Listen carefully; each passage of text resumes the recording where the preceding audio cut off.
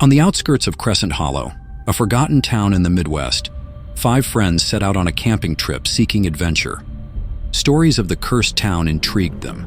Tales of lost souls, whispered warnings, and strange disappearances. Locals spoke of the place in hushed tones, but the group dismissed the warnings as nothing more than superstition. Jake, the group's leader, thrived on challenges and had a habit of proving that fear was just an illusion. Mia, the skeptic, clung to logic, refusing to entertain the idea of the supernatural. Alex, quiet and reserved, felt uneasy but didn't voice his fears. Lily, the fearless adventurer, was eager to explore the town's secrets. Ryan, the joker of the group, kept everyone laughing, though he secretly shared Alex's apprehension.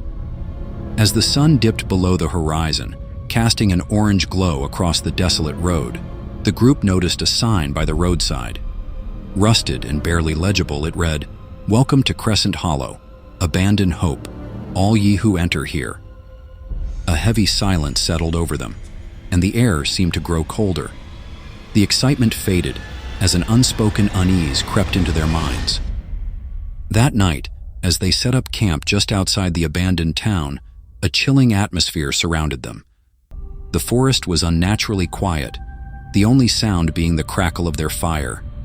Shadows flickered at the edges of the light, and ghostly whispers seemed to drift on the cold breeze. Each time someone turned to look, the shadows vanished. The tension grew. Jake tried to lighten the mood, but even he couldn't shake the feeling of being watched. Lily, despite the growing fear, convinced the group to explore the town. Against Mia's protests, they ventured into Crescent Hollow under the pale light of the moon. The town was a haunting sight. Crumbling buildings stood like silent sentinels, their windows dark and empty. The streets were covered in a thin layer of mist, and the air carried an unnatural chill. In the heart of the town, they found an old church, its steeple broken and leaning precariously. As they approached, Alex froze. His voice shook as he pointed to a shattered window. "I saw her, a woman staring at me. She's watching us." Before anyone could respond, an invisible force yanked Alex toward the church. His terrified scream echoed through the empty streets before the heavy wooden doors slammed shut, trapping him inside. The group rushed to the doors, but they wouldn't budge. Terrified and desperate to find Alex, the group retreated to the abandoned library.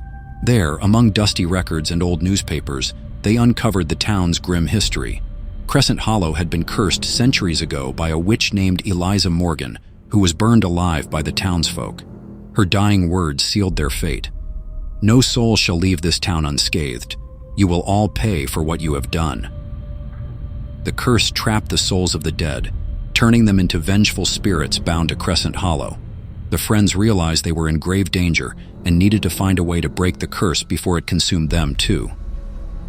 As they left the library, a figure stumbled toward them from the fog. It was Alex. But something was wrong. His eyes were hollow and his movements were unnatural.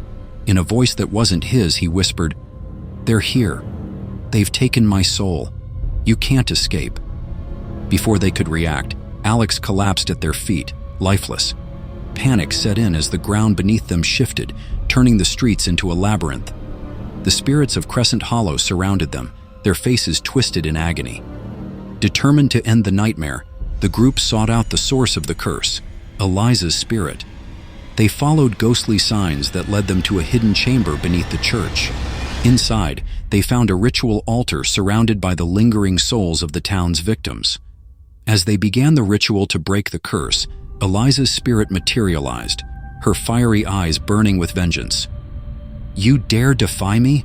Your souls are mine," she screamed, her voice reverberating through the chamber. A battle of will and survival ensued. Eliza unleashed her wrath, summoning shadows that clawed at the group. In a final act of bravery, Lily sacrificed herself, using the last incantation to banish Eliza and free the trapped souls. The chamber erupted in light, and the spirits vanished, their tortured forms finally at peace.